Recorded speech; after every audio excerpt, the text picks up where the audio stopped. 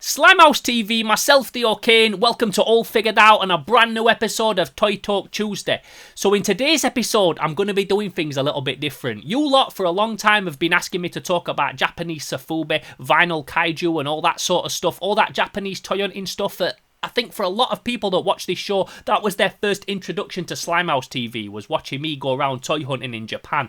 So I thought, rather than just me talk about it to camera, because I know a lot about it, but there's people out there that know way more than me, including my friend who actually lives out there in Tokyo, the Tokyo Toy Bastard. This is also somebody who's got a dope YouTube channel, and it's somebody that people that watch this show have asked me a few times, could we get some kind of collaboration going, do a little channel chat or something like that. This is also a dude that very much like myself is an artist. He moved out to Japan to be an anime / manga artist. So this guy is like a dude after my own heart, and I can't wait to get into some awesome conversation with him about this final kaiju, Sofubi and all that kind of stuff, because like I said, he knows way more about it than I do. So without further ado, let's do it. Let's have my first ever guest on Toy Talk Tuesday, the Tokyo Toy Bastard.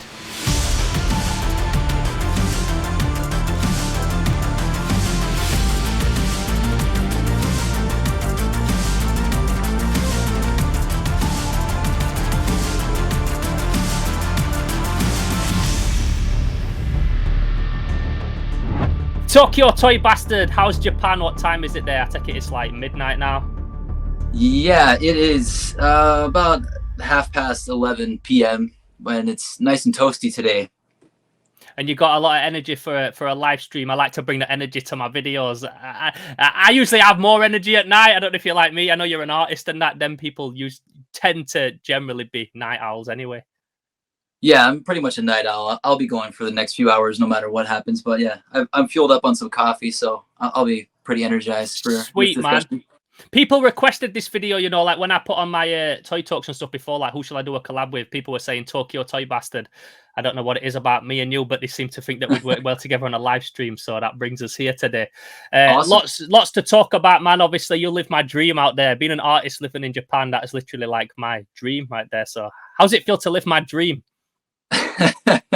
Well, now it's just everyday life, but it was very surreal for a while, a good long while. So I moved out here in 2005 after a short trip in 2003, and I just wanted to get back here. But yeah, it's still surreal at times, but it's odd getting used to the things that you take for granted that most people really want to come out here and do. Absolutely. I'm going to get into some of that stuff that I love to do when I get out there shortly. But just very quickly, for anybody that doesn't know, like you moved to Japan as an anime artist. Was it like animated stuff or on comic book? But either way, like for a white guy to move out there in that industry that's like so predominantly like enrooted in Japanese culture, like how did that even come around, man? Yeah, so I worked for a manga studio, and I've told the story a couple times, but I'll tell a quick version of it. So my wife, who was my girlfriend at the time, was working at a sandwich shop here in Tokyo, and she worked with a guy that's mom was the cleaning lady at a manga studio. And when she was visiting me one Christmas out in Kentucky, where I'm from, she mentioned the fact that there was an opening and they were interested in hiring gaijin, a foreign artist, to fill this position as an assistant at the manga studio. And so I was like, oh fuck yeah, like sign me up. But so I had to fly out here like within just a few days' notice and show my portfolio, which is not very good. Looking back, it was not very good at the time. And they were like, okay, cool, and they hired me. So I started working there. I worked there for a few years. It was pretty insane work. You know, it's kind of weird. Our comic was like a bi-weekly. So I worked on Fist of the Blue Sky, which was a prequel to Fist of the North Star. And we published it every 2 weeks. So we would have downtime when the head artist was coming up with layouts. We could kind of just relax at home. But some of the artists actually lived in in quarters near the studio. But since I had a house just a few stations away, I was able to come back here. But eventually I had to start staying there because you basically don't get to really come home when you have a deadline. So we would stay there, like a week at a time, or just sleep on the desks. I had just gotten married around that point, and it's not the best job to have, like if you're a newlywed, to basically just be gone for weeks at a time. Yeah. Every month. Yeah. So it was really interesting work, and I learned a lot about drawing, but the thing is you have to emulate the style of the creator. and that was cool. But his style was pretty hardcore to replicate, really detailed stuff. And they moved me over to the digital section, so I became the head illustrator for all of the digital coloring and things like that. And it was all right, but over time I just decided it wasn't for me, so I left and started pursuing other things. As a toy prop, I did bring my vintage Fist of the North Star Kenshiro action figure by Bandai. One of my favorite little action figure series. These highly articulated Bandai figures from the 80s. So was you a toy collector before you got to Japan? Yes. Obviously, you said you went as a trip anyway, so you're usually into all that otaku culture to go there anyway.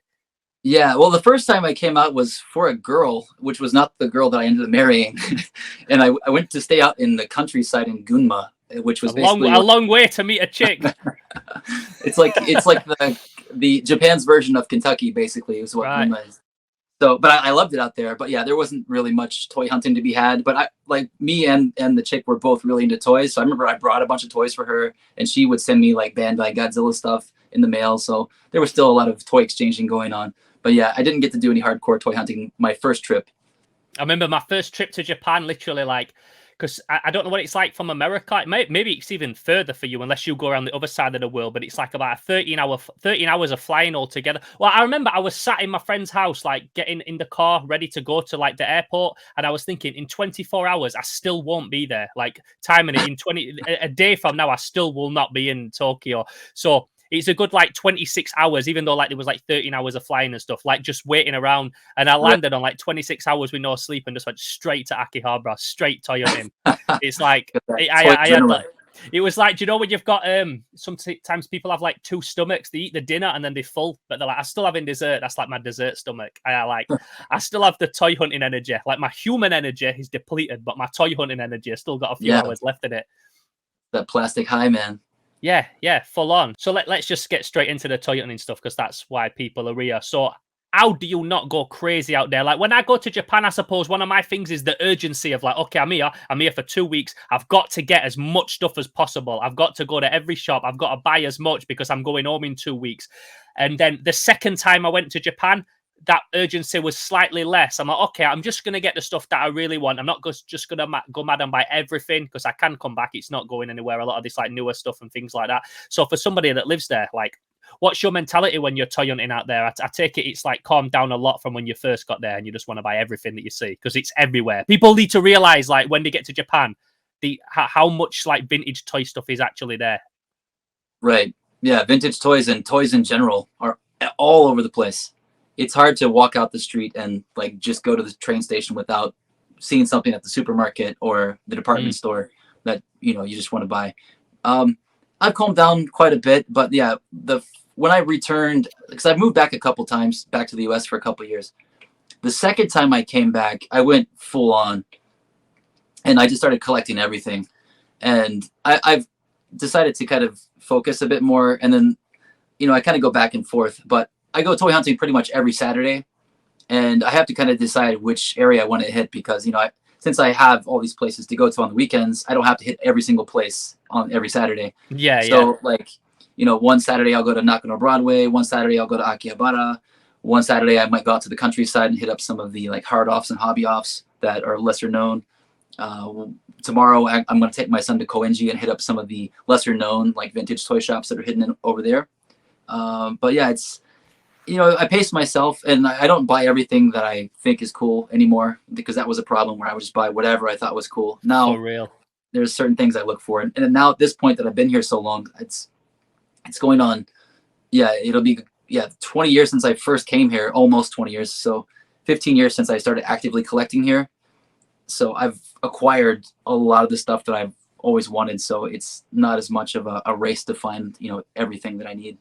As soon as you said that as well, you're like, I go toy hunting every Saturday. I'm just like, my G, like, my guy. To anybody that doesn't know, Akihabara is like the main like otaku district in it. That's where you can get everything from your vintage toys to like your new anime kits and all that kind of stuff. Right. And then you've got like Mandarake, which are like, they're like an exchange store. We have in England, we have CEX, where like you can go take DVDs, PlayStation games, and they'll give you money and then sell sell them like that, which is what like Mandarake is. And then those hard off stores you were talking about, they're literally you can sell anything there. If you're like, I need a chainsaw to cut a tree down, I'll go hard off and get a second-hand one. They sell literally everything, don't they? Kitchen utensils, household stuff. I've never actually been to a hard off. I saw them when I was there, didn't know what they was until I came home, and then I saw videos of them online afterwards. But they look like you can also get like some crazy stuff in there as well. Oh yeah, if you're able to come out anytime soon, hopefully once the things calm down with the pandemic, I would definitely show you some of the better ones that are surrounding Tokyo. And because anything they sell as well, like they completely clean it up and shrink wrap it, and it looks like as good as new, all the way down to like Game Boys and the games to any toy you buy. Usually, any toy like you get from a Jungle or a Mandarake, they're always like shrink wrapped nice, or they're just like preserved to a point that it's almost, even though you're buying something from the 80s or whatever, it feels like it's brand new. A lot of the hard offs will also have hard offs and hobby offs will also have these just big blue junk bins that you can dig through that are not quite procured, but you'll find some really good gems in there that haven't really been caught by the staff for like 100 yen a piece. So I find some really good stuff like that, and they'll also sell just bags of just junk for 300 to 500 yen, and those are some of my favorite things to get because it's just like a treasure chest full of mystery, and when you open it up, there's a lot of garbage that you can just throw away, but there's also a lot of great stuff in those. And I've done a bunch of videos where I just kind of crack some open and sifted through them, in front of the camera. And those are a lot of fun. Do you know the thing is with you as well? Like you're like me, you're like an all-rounder when it comes to collecting. It's not like a focused thing where you're like, I just collect Japanese vinyl, or I just collect this, or I just collect that. Like just looking behind you now, I can see like there's such a mix and match of different stuff, like a mashup of different toys. You got like lots of like American classics. I see the Castle Grayskull there and the Ghostbusters and things like that. What is like your main focus when you're going out hunting? Because I mean, when I'm there, there's the Japanese stuff is everywhere, and that's what I go out there for. Right. And the American stuff is like more few and far between. So it must for you wanting Western toys. The American stuff is harder to find. There are some shops that specialize in American vintage, but you're going to pay through the ass to get some of the stuff that they get. Real, yeah. But sometimes if I'm looking for something, I'll check those places. I've developed a relationship with a lot of those owners, and they'll hook me up with a deal sometimes. But then you also have to think like, how much is, if I want to buy this and I have to go, because I'm going to have to buy it through eBay or something. Yeah. How much am I going to have to pay for shipping? Because it's going to cost $30 to $40 just to ship some of these things. But yeah, if I see something that is from the US and it's hard to find here, I'll usually just jump on it. But like I'll get lucky sometimes. Like I found like a vintage sorceress for like, I think I found it for like $10. Oh, no way. Nice. Yeah, because just they don't know what it was at the place. It was at like a hobby off. Well, I always think when I go to Japan, is it worth like taking a suitcase just full of like Western toys and just trading them in there for some collateral? Definitely. My friend Rodrigo from Mad Hunter, he brought just a case full of like rare Mexican stuff. I know that guy. I've seen that guy's stuff before. He was just trading out the ass. Like he was getting all kinds of great deals, just trading stuff that he brought. So that's a good thing to do. Definitely worth bringing stuff over. Yeah. I mean, and I suppose now I know you, I'd know where to take that stuff because I won't want to get there with a bunch of like 80s American and Western toys and stuff, and then don't even know where to take them. I'm lumbered with all these toys. I need that suitcase space for the trip home. Right. Yeah. See, that's what also Dave from Toy Polloi, he also tends to bring a lot of stuff with him, but he does kind of more like trades with friends and things that he's made over the years. That's another thing you can do. Once you make some friends here, you can always like start a little trade pile. So when you're going out to these places, are you picking up the Japanese vinyl? Because one of the things I wanted to talk about, because it's been raised by a lot of the people that watch Toy Talk Tuesday, they wanted me to talk about Sofubi and Kaiju and the art toys, the difference. I suppose if you don't know that world, you hear these words thrown about and it's a bit of a minefield. Are you a collector of like Japanese vinyl stuff as well? Yes, I'm a big collector of Japanese vinyl, and Japanese vinyl is pretty much the lifeblood of Japananize toys outside of your like die-cast robots and things. Well, now good, that's what I'm after. I love the die-cast robots and all that kind of stuff, but it's that blow mold. It's not even blow mold, is it? The vinyl that's like made in the traditional Japanese way. That's the stuff I'm always after when I'm there. It's called slush molding. So it's basically you've got the soft vinyl material that's spun around, or basically it's melted and stuck inside a big mold, and it's hollow on the inside. So it cakes the outside. You dump out the excess, then you pull out the soft, flimsy material, and then once you cool it down, it hardens into a figure, and then you cut off the flash and stick it together. So it's like a really simple process, like compared to like injection molding. Well, the maddest thing is do you know, like when you get into like actually making vinyl toy? Because I worked with Nima Studios. I'm going to pull the toy out shortly, but when they made like a toy in that same process, and although it's, I think maybe the actual finished process is the cheapest, one of the cheapest ways to make toys. The actual setup for that machine is like thousands and thousands, you know, to like get the copper mold that you work from. That's exactly right. Like the molds can be quite huge and heavy and like backbreaking just to lift them, because you know they're not being set in like an injection molding machine. You're going to set the mold and then it's just going to be pumped by like essentially a robot or some kind of machine over and over. But with soft vinyl, like you're having like usually an old man lift it up and lower it with down. The big clamp thing. Yeah. So the big mold actually, Mark Nagata of Max Toy actually made these little Sofubi man figures out of soft vinyl toys, basically an homage to the old school like Sofubi makers from like Bullmark and Puppy and stuff. And he's holding a little box with a mold inside. But yeah, those are cool. I've actually got a picture here of like what a soft vinyl mold can look like. Yeah, I think this is a vintage Anguirus mold by either Bullmark or Marusan. It's like a mad process where I believe that they make it out of like a wax, and then they like almost like copper plate around the wax or something, and then melt the wax out so that they've got like that exact mold. It's similar to like how they machine you know, custom parts for industrial use and things like that. It's interesting. I would love to document the entire process at some point. It's just because I know a lot of people have questions about how that works specifically, and the problem is there's not a lot of places that do it anymore, and the places that do it are pretty exclusive about it and don't want a lot of people coming in, because you get a lot of people asking to have help with vinyl production these days, especially since the vinyl toy industry has kind of gotten a little bit more mainstream than it was in the past, you know, internationally. So you've got a lot of producers trying to make things here from outside of the US, and you know, it is still a very Japanese thing, unless you outsource to China, which they do it as well. But you know, traditionally it's seen as a very traditional Japanese art form. The word Sofubi, like, although that gets thrown around a lot, it's only Sofubi if it's actually made in Japan. Is that right?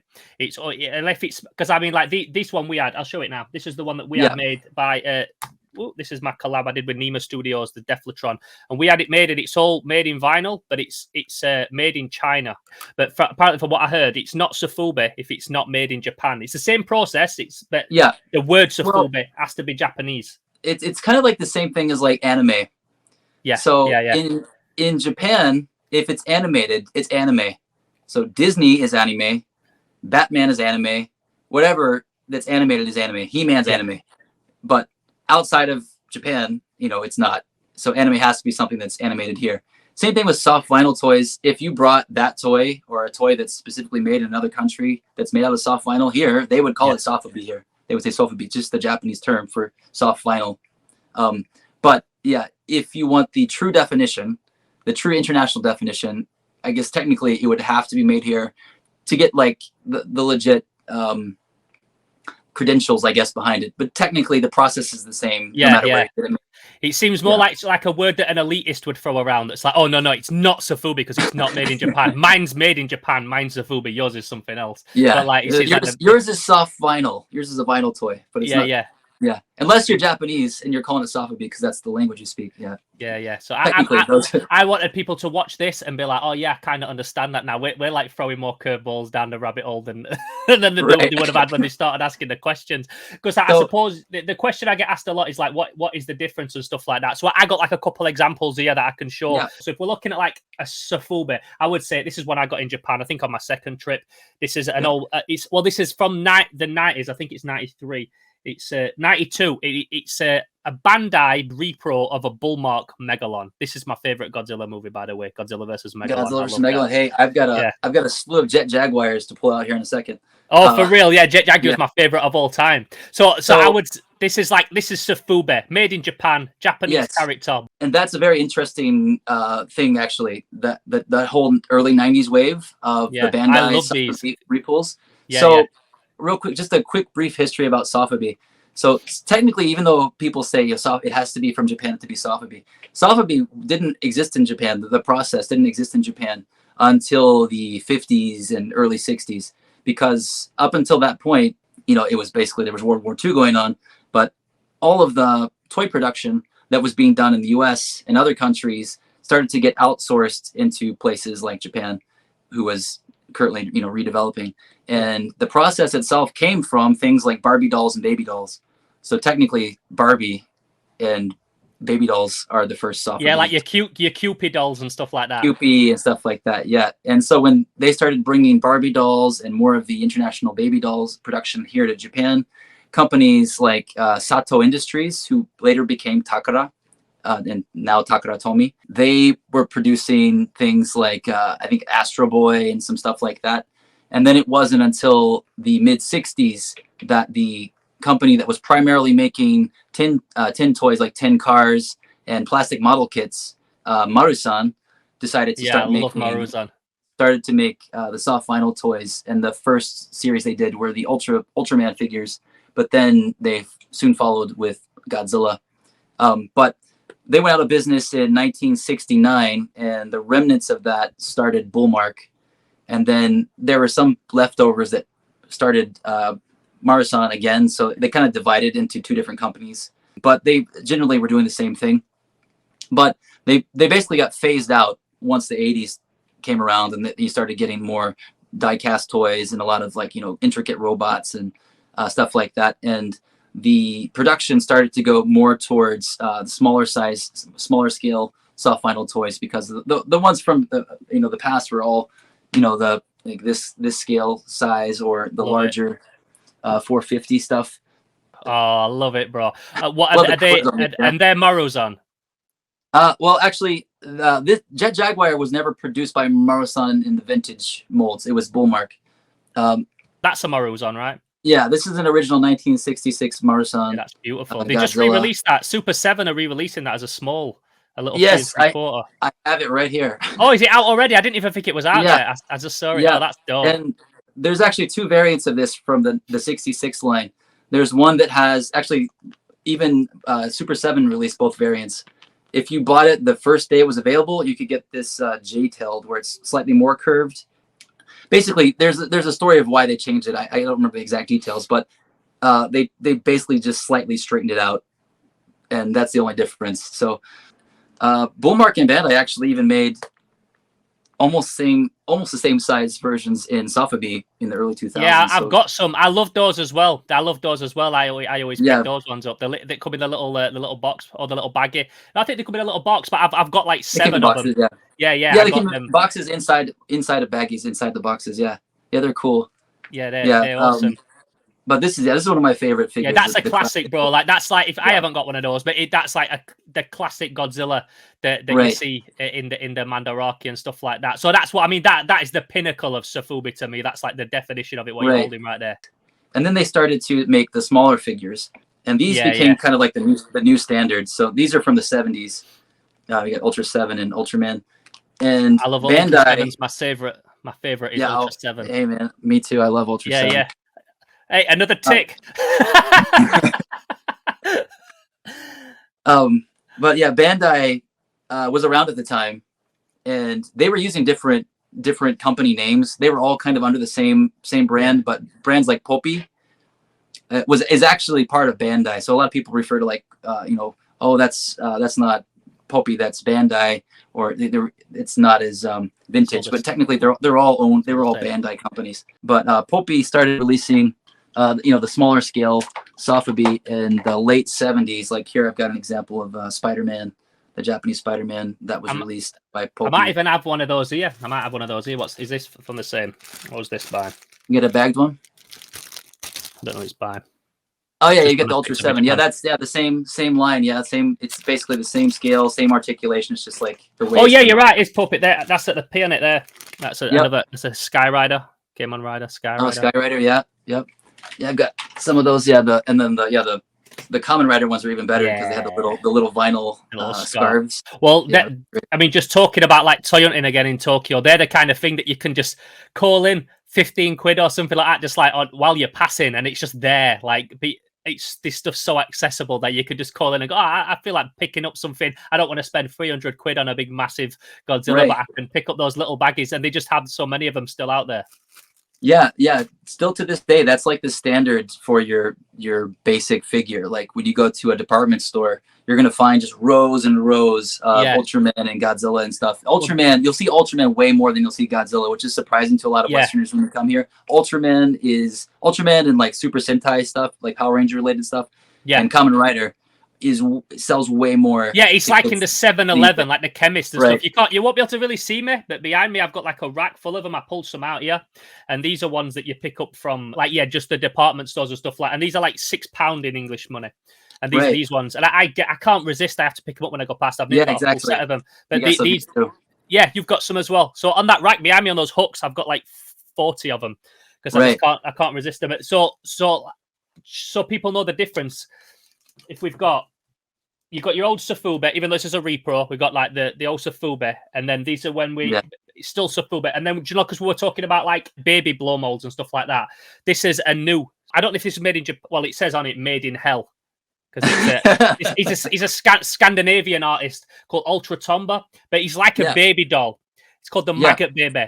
And I got this from the Toy Art, which is like Decon in America and stuff like that. And these are toys that people release now that I know you'll know this, and to people that's watching, these are toys that are released now by artists that have them made in the old way, like the Sofubi, but limited runs and like really high-end prices. So that guy might have released like 20 of them in a few different colors, and then he'll never release them again. So at the time, I had a really good job on, and I paid a lot for that. I just randomly ended up at Toy-Con and dropped a lot of money on this thing.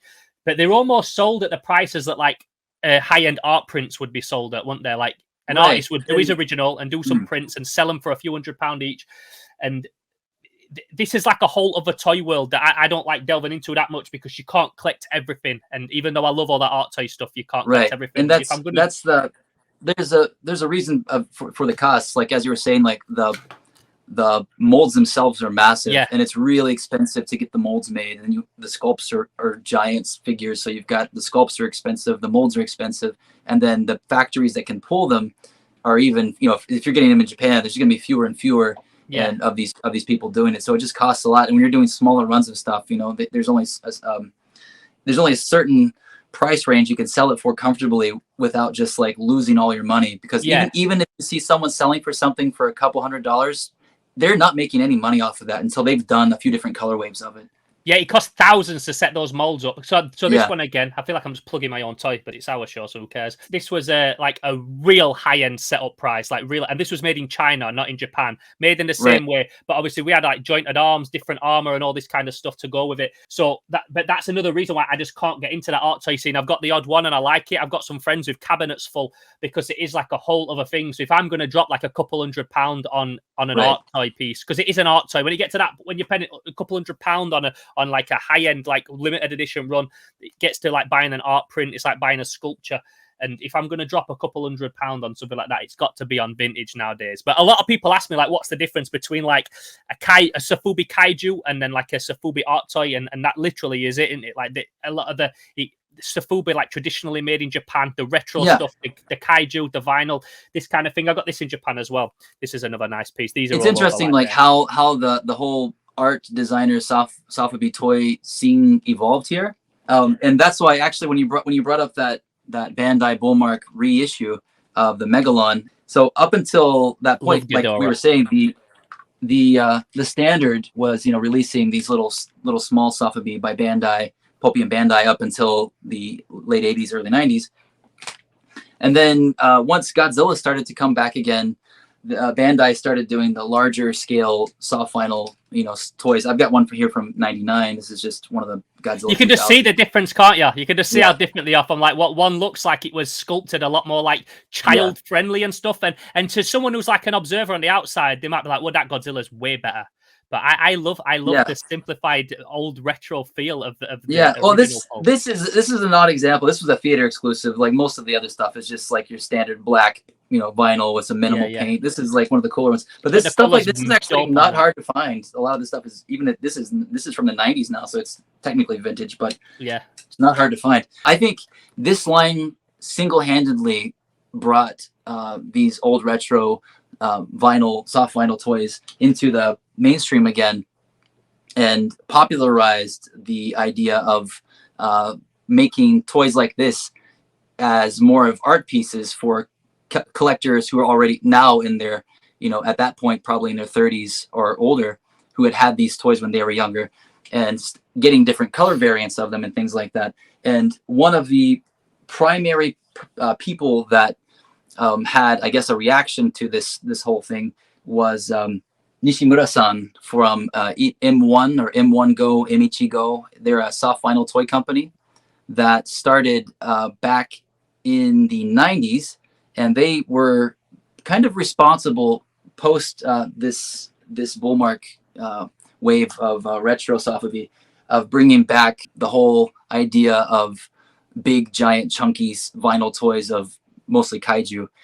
And the guy that is Nishimura-san, he's basically just a giant collector and nerd of all things retro, like the Showa era. He's a big Ultraman collector specifically, but also Godzilla. I've got him on Instagram. I know exactly who you mean. He follows me on there. I follow him. And actually, I believe this book, was actually produced by him back in back in the 80s. Like, this book is really old. But yeah, he single-handedly like started to revive a lot of the stuff. And he was working with Bullmark, and he was buying old molds. And he was the first person outside of Bullmark to start reissuing some of the old Marusan molds and things like that. Actually, that Jaguar that I showed you, like, this was one of his early reissues. And in the early 2000s and so on like that, he was getting more well-known because he was starting to reissue a lot of this stuff. And then around that time, he started working with Bullmark. And so he would collaborate and release things with Bullmark together. But he was pulling a lot of it in his own factory, or he was painting a lot of it in his own factory.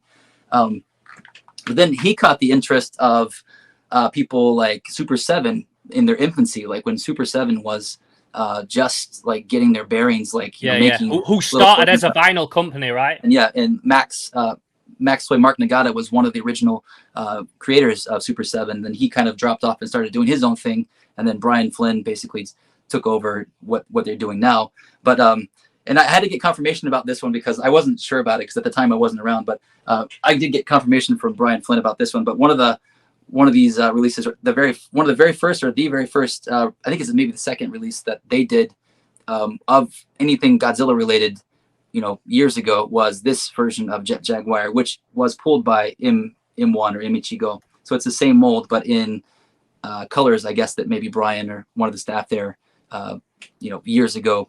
And you're like me, you love your transparent toys, don't you? Oh, I do. Especially it's got the tinsel and stuff inside, so I love stuff like that. He started to release his own sculpts. So basically in the late 90s, early 2000s, when you had a resurgence of the kaiju movies, like you had the Godzilla Millennium series, and you had the late 90s Gamera trilogy, he started to produce characters and figures based off of those movies. So, instead of having reissues of a vintage toys, he started putting out things like this, where this so is the cool, same, but in a vintage style. But done in the kind of the Bullmark, style of sculpting, with the big chunky, simplified features, but it's still got all the detail, and then you glow in the dark. And then he also did Gamera. I'm a huge Gamera fan as well. I've even got like Gamera tattoos. No way. He did Gamera. This is actually one. This is probably the rarest toy I have, actually. This is one he did a couple years ago. They only made 12 of these, and he hand painted these, and then it's signed by him, and the original creator of the Gamera suit was there at the event. No way. It was like a lottery event. Yeah, so this thing is awesome to me. But he was doing these retro sculpts and painting himself these toys that didn't exist before, but based on those styles. And around that time is also when the designer toy movement in the US and UK and different parts of Asia started to pop up, where you started to see vinyl toys, but not like Sofubi. You started to see like Kid Robot style stuff, and all of those things start to pop up. People like Sucklord started popping up. And of course, man. Shout Sucklord. So around that time, you started to see a lot more Japanese creators starting to produce their own soft vinyl toys, because they knew about this stuff. They grew up with this stuff. And at that time, there were some people, still producing the vinyl in the factories specifically for like these Godzilla and Ultraman resurgence. And they started going through those people. And now we have just a plethora of new creators within the last decade or so, producing like pretty much every kind of weird thing you can imagine. But that's really interesting, man. It's like you're not just a toy fan. You're like myself in the sense that you like to research how this stuff was made and the whole history behind it. You don't just look at a toy and think, oh, it's cool, it's got arms that move and it's pink. Like you really delve into like why it's cool, who made that, who's the cool guy that made the cool toy. And then you're also like mega into your tokusatsu stuff, aren't you? Like you're into your, because I mean, for many of us, I reckon that's like our first introduction to this stuff without even realizing it, from watching Power Rangers and stuff, like years before we knew that it was like repurposed Super Sentai footage and that kind of thing. And we just will have watched that as kids, lapping it up, not really knowing at the time that it was all repurposed footage. Right. Yeah. I remember when Power Rangers came out, I was on a big Jurassic Park kick, and I had like all the Jurassic Park toys and stuff. And I never collected the Power Ranger stuff, but a lot of my friends had them, and I thought the toys were really cool. But it was nothing I ever collected. But now I've got a bunch of weird bootleg Power Ranger stuff just because it's so interesting.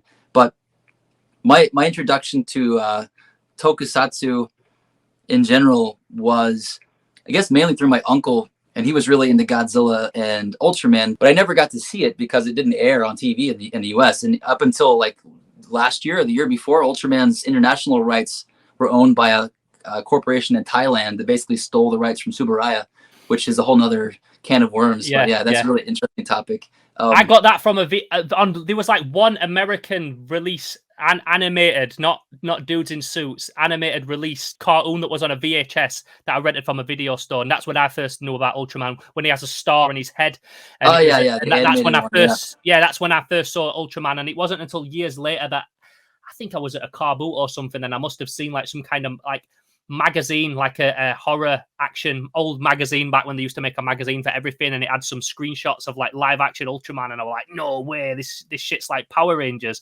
So I suppose that was like our first introduction to it, and I think you're around a similar age to me, so your like introduction to like really finding out properly that this is repurposed Super Sentai footage. VR Troopers is Steelban and Kikeda and Space Sheriff reused footage, but then put into VR Troopers will have been like when we got on the internet. I was in college just like researching this stuff when I was finding out about it, and nowadays, all this stuff that we love, these old tokusatsu shows that we'll get into properly in a minute, even up until like a year and a half ago, they were so hard to find, so hard to get, and now it's all on YouTube. Toei have actually got their own tokusatsu YouTube, aren't they, where they just put it all up. Or every week I check my subscriptions, and there's just so much of that going up all the time. People are so lucky now. I can't watch those. They have a Japanese. Yeah, they have it region blocked, and I don't use a VPN on my That's computer. Crazy. And you're in Japan. They have a Japanese version, but it has different selection. There's no subtitles, but yeah. But I bought subtitles. There's not got no subtitles on them. There's no subtitles on them. No, not on the Japanese account. You would think they would. Not on mine. There isn't. On the Tokusatsu YouTube that I watch, I'm watching Inzoman and Robot Detective and stuff. There's no subtitles on it. I just have to make my own mind of what's going on. Yeah. Toei. I know they've been putting out a lot of Kamen Rider, but they put the subtitles in all of them. Well, maybe if I go into the settings, I can do it, but it's not hard coded at least. I'll be honest. I'm a big Godzilla person. Yeah. My introduction was Godzilla. Godzilla versus Megalon, Godzilla versus Mechagodzilla. Those early movies. Those on VHS. My uncle would rent them all the time. And I remember when I was in elementary school, one of my friends, Jill, had a giant collection of like all of the Showa Godzilla movies, and she let me borrow like half of them. And I brought them back to school, and she was absent that day, so I let my friend Mark borrow all of them without asking her. And his little brother took a fork and just fucking destroyed all of them. So I had to apologize. And that kid grew up to become a serial killer. Just shanking VHS tapes with a fork for no reason. I remember having to like explain to her dad what happened. Like, that was because that would have been like at the time, if you wanted them, you had to go out your way to get hold of them. It's like the old martial arts movies and find. You couldn't just get them from a store. You had to order that. Right. Shit. The only VHS I remember seeing, and it's still today one of my favorite Godzilla movies, was Godzilla 1985. And there was not really any toys of that character. They had some like little Bandai stuff, but these days you can go and there's like 5 different companies that make Godzilla 1985 sculpts, and it's still one of my favorite sculpts or of the Godzilla suits. But it wasn't until the pandemic when Ultraman started to be available on Blu-ray through like international distributors that I really sat down and started watching it hardcore. So I technically didn't ever really see much Ultraman or Kamen Rider until the pandemic. So I have coronavirus to thank for getting me more into some of those things. I've always loved the toys. I've always loved what they looked like and the designs of the things. But since, like, if you go into Ultraman, and it's been around since 1966, and it's basically never stopped. And you've got that much shit to go through. Like, you don't know where to start. Yeah, so, and you know, and I would try, and you could get fan subs and stuff like that. And I know all the hardcore people did, but you know, I was still more of a Godzilla and monster type character, or type of a person. And I just thought, oh my god, all the Ultraman monsters are just so fucking wacky, and there's just so many of them. Like, you know, I know all of the Godzilla monsters' names. I'm never gonna learn all of these kaiju's names. Yeah. It's a whole. And same thing with Kamen Rider. But it just took like, I bought the original Ultraman series in Ultra 7. And yeah, Ultra 7 became my favorite. But yeah, outside of the 2 original series, I watched a little bit of Jack, and then I'm really excited about Shin Ultraman, because I'm a big fan of Hideaki Anno, the creator of Evangelion and Shin Godzilla and stuff like that. But since he's that comes out next month after it's been like a year or more delayed. And that'll be the first time that we see Ultraman, I believe, in live action, that he's not dudes in suits as well, because it's all CG, right? Yeah, it'll be all CG, just like Shin Godzilla was. But he's a super Ultraman nerd, so I'm sure it'll be an interesting movie, to say the least. Yeah, one of the things that like wounded me a bit when I went to Japan is because there's like the original like Godzilla statue that's outside the Toho studios and stuff, but then they replaced it for Shin Godzilla. They kind of like rebranded so much as the Shin Godzilla. Which is not my Godzilla, do you know what I mean? It's not my Godzilla. Yeah. So Godzilla, now the standard Godzilla is the Shin Godzilla when they use it in marketing. Which is mental, because it's one movie, isn't it? Like, that's came out. Like, and it's just one standalone movie. But those old statues are still there. They've just been moved around.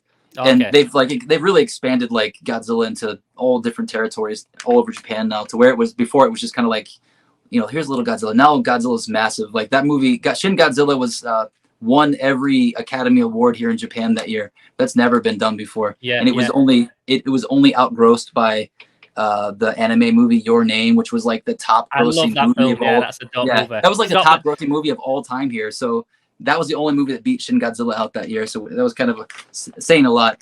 Yeah. Speaking of Anno and Ultraman, I also have Anno as Ultraman in Sofubi form. Oh, that's wicked. He got his start, you know, he was doing animation. He worked for Studio Ghibli. He worked under Miyazaki as an animator. So a lot of those early Ghibli movies, he had a big hand in, like the giant monsters from Nausicaa that come out of the ground. You know, he animated all of those, like shooting the beams out of their mouth. But he did a fan film of him as Ultraman in the early 80s. I filmed his exhibition a few months ago. I went with my son, and they basically showed everything, like his progression through animation. But they had his short film screened, and they had like props and stuff from it, and it looks so good, even from being like a short film from the 80s. He has a lot of passion put into it. And if you ever watch Evangelion, you listen to like the sound effects, the poses, some of the things that are going on. It's all pulled directly from Ultraman. So you're obviously like very well rounded in all the tokusatsu stuff. To anybody that like doesn't understand like exactly what tokusatsu is, because I understand we're throwing in a lot of words, but when we talk about tokusatsu, we're talking about like live action Japanese superhero shows. And if you've grew up watching Western TV like Power Rangers, VR Troopers, Beetleborgs, or Ultraman is weirdly one that we never really got over here. What would you say is like some good examples of stuff for people to be like looking at and watching if they want to understand that a little bit more? Like let's say, for example, if someone were going to say to me, I want to get into like watching old Godzilla films, I don't know where to start. I wouldn't say start with the very first original 50s Godzilla. I'd say maybe go in at like Godzilla versus Megalon, because if you like that, you're going to appreciate all of it, because it's non-stop. There's a lot going on. It's fun, it's light-hearted, but it's got the cool suits and the fighting, and if you can appreciate that, you enjoy that, you're going to like all of it. What would your opinion be on that stuff? Well, like Godzilla specifically is, for me, he's very comparable to Batman. He's got so many different iterations, and Batman's actually slightly older than Godzilla, but you have the iterations, like the 60s versions of Batman and the 60s versions of Godzilla are very similar in tone. And then you go into the 80s, and they go into this really dark shift where they go back to their darker roots from the original comics and then the original Godzilla film. And then you've got a mixed bag like throughout the 90s of different things. So yeah, I always compare Batman and Godzilla, but maybe I'll have to write an article about that at some No, point. I like that. It is a good comparison when you put it down that way. You're right. There is so many different shifts in tone and so many different versions that everybody has like their version. Like, for example, you just said Shin Godzilla, and I says, all right, I appreciate Shin Godzilla, but he's not my Godzilla. Right. And like, you'll be like that with Batman. Yeah, but I like various Batman, and I love various Godzilla. Yeah. Depends on what I'm in the mood for. I'm like always in the mood for Showa era Megalon Godzilla. Oh, hey, always. Man, that's one of my favorite movies to watch with my kids. Like, we love watching Godzilla versus Megalon. It's just a good time all around. I love him and Jet Jaguar back to back, like guarding each other, while Gigan and Megalon are like, they can't see where they are, they're in the smoke. It's I love that good. Shit. Yeah. And it is corny, it is cheesy, but that's what I get. That's what I want to get from my Godzilla. Right. And some people are turned off by that kind of stuff. I like a bit of everything. If it depends. Like, I'm a big film nerd, so like going back to like Kurosawa movies, I studied like Kurosawa movies in college. So if you're a big fan of like early film, the original Godzilla is a great starting point. But if you're not in the mood for black and white, really dark, slow moving movies, you could probably start somewhere in the Heisei period, or in which basically like the 80s and the early 90s. Or if you want something more updated but got that Showa feel, go for the Millennium movies, because they've got a little bit of that Showa goofiness, but with, a little bit more updated look to it. Personally, like I was saying, when I saw Shin Godzilla in the theaters here opening night, when I brought my kids to, and they were fucking terrified. For real. Because it takes it back to the roots of the original movie, but it's not done in the practical sense that like your original Godzillas would be in the suits. Yeah.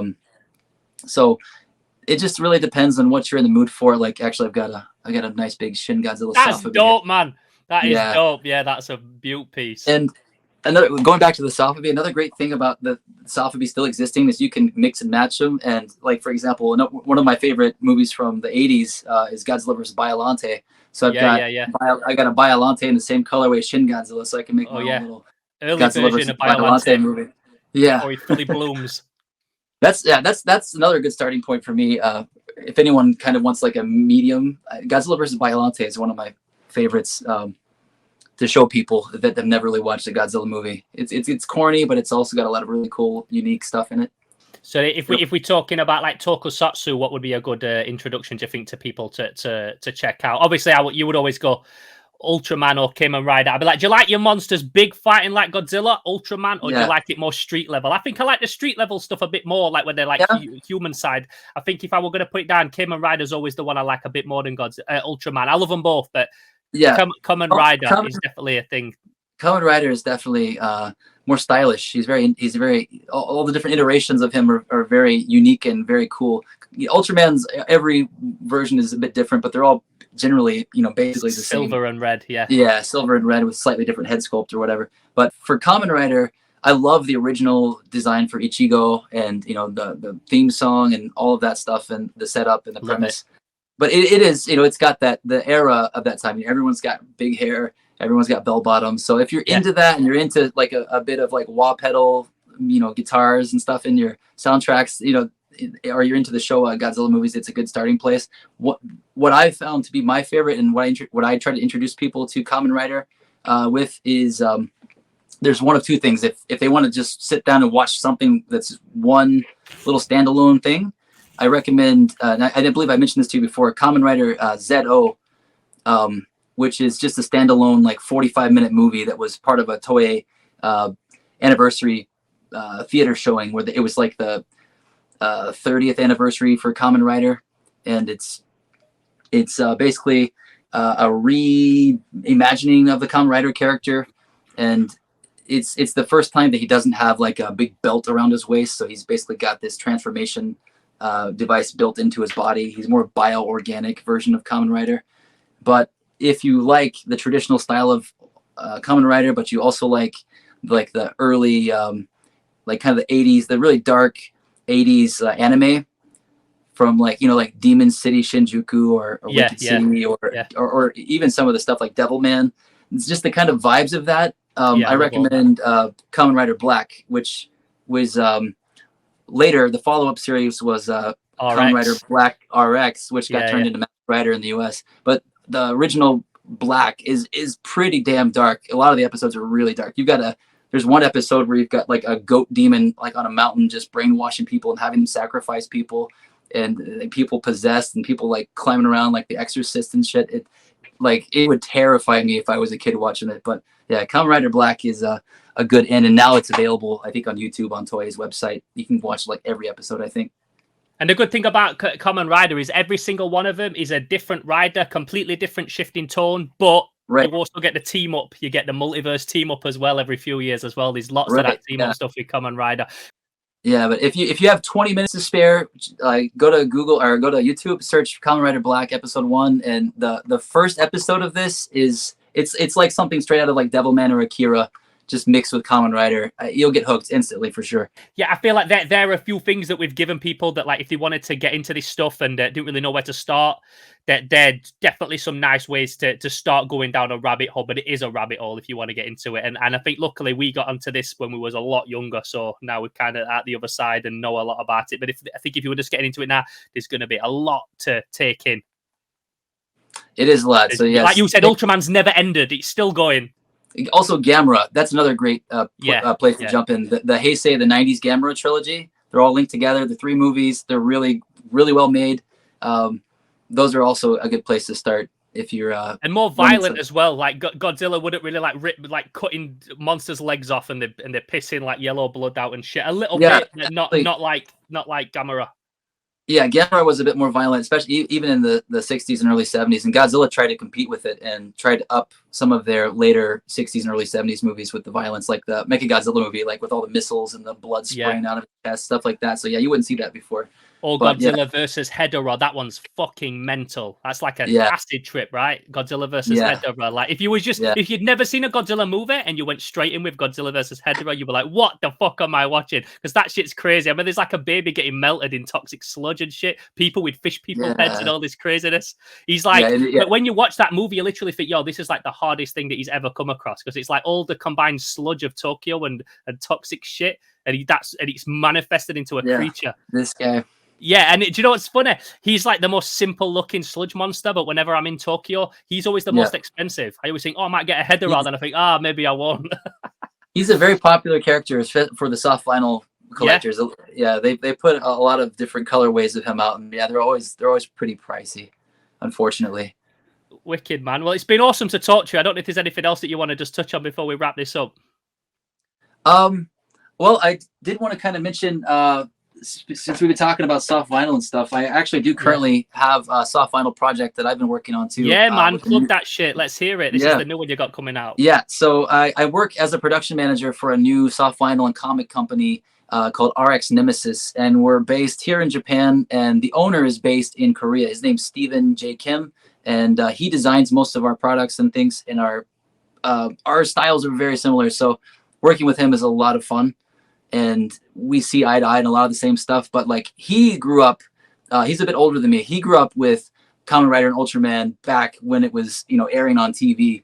So a lot of that stuff influenced him when he was younger. And now that I'm getting more into this kind of stuff, I'm getting more into those kind of designs. So like we've put out some definite homages to things like, stuff that I won't name names, but you can tell like in our designs, there's different things that we are homaging. But like here we've got a couple different variants of the same character. This has obviously got a little bit more Kamen Rider influence, but this is Zero, the fashion trooper, and he comes with different heads for each release, different colorways. And I do little promotional videos for each of the releases, try to give them their own flavor. We also did a collaboration with Sucklord, and we used more of a stormtrooper looking head. This was a few months back. That's so Sucklord. And we've got 2 new ones coming out soon. We'll have a promotional video and some more information about that coming out. But we also put out free comics on our website. So anyone that wants to check out our characters, pretty much our toys come from our comics. And we've got a dozen more characters that we're going to be making into soft vinyl toys. So if you want to check those out, you can read them at rxnemesis.com. And yeah, we've got half a dozen titles. They're all free to read and check out. And follow us on Instagram if you want to see when we drop our vinyl lotteries. That's pretty much it for me. I'll put all the links below, and send me footage of all your toys and I'll cut them in so that people can see them nice in the episode. Will do. Nice one, man. Well, it's been wicked to talk to you. We'll wrap this thing up. But yeah, man, that's Tokyo Toy Bastard. Someone that I've wanted to talk to on this for a while, and a lot of people wanted to see it as well. So hopefully there was enough Sofubi, Japanese, Tokusatsu, Godzilla conversation in this video for you to give it a like. Don't forget to subscribe to both our channels. And if you don't follow Tokyo Toy Bastard, then you know what to do. His link's going to be below. Go check out his channel as well. If you like Japanese toy hunting, then it doesn't get more prolific than a guy who goes out and does it every Saturday and uploads a video every week. Thanks, man. Thanks for having me. Thanks for talking. Cool, man. So how was that? I hope you enjoyed it. The first ever YouTube collaboration between Slimehouse TV and Tokyo Toy Bastard. Two guys that I think are very much kindred spirits. We've got a lot in common and we really do enjoy the same stuff. So it was awesome to chop it up with that guy. And like I said, if you haven't subscribed to his channel, head over to it and make sure you do subscribe to it and check out his back catalogue. Because this is a guy that's been uploading for pretty much as long as I have, but filmed literally all of it in Tokyo toy hunting. Like, if you enjoy this kind of thing and people going around toy shops in Japan, I couldn't think of a better channel for you to go check out. So make sure you go show him some love, subscribe to his channel and check out his back catalogue because there's a lot of awesome stuff on there. As always, I'm Theo Kane. You can catch me also over on Instagram at Theo_Kane_Slimehouse. And if you enjoyed this video, don't forget to give it a like and go back and binge my back catalogue as well, because I've also got a ton of cool stuff on here that you might like if this is your first time viewing Slimehouse. Also, if you want to help make this channel bigger and better, you can head over to patreon.com/SlimehouseTV, and for as little as $1 a month or more, if you're feeling a little bit generous, you can become a slime renegade and help me make this channel bigger and better than ever. With all that being said, I hope you enjoyed this first ever live stream kind of channel chat / toy discussion on Toy Talk Tuesday. And if you'd like to see more, let me know in the comments below who you would like to see me chop it up with, because I'm always up for this kind of thing. I really enjoy talking toys, if you haven't already gathered that. And it's also sometimes nice to not just talk to a camera and ask you people for your opinions as well in the comments below. It's also nice to have like someone's opinions live and talk to them in person. So if there's anybody else that you'd like to see me collaborate with, please let me know below. Tag them in the comments below, tag us in a post or anything like that. I might know them already, but if not, I'm always up for talking toys with like-minded cool people. In the meantime, I'm Theo Kane, this is Slimehouse TV. Thank you for joining us for this Toy Talk Tuesday, and I'll catch you in the next video. Until then, I'm gone. Pow!